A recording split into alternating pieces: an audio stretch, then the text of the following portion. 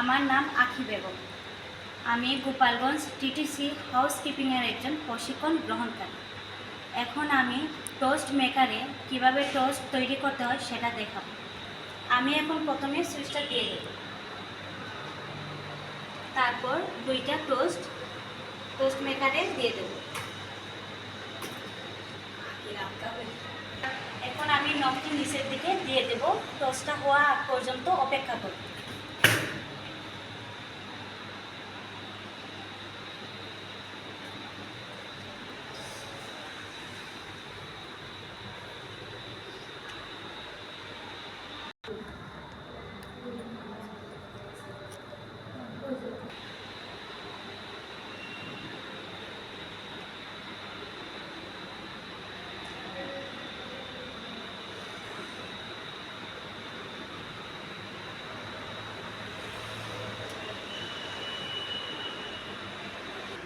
আমার টোস্ট এখন তৈরি হয়ে গেছে।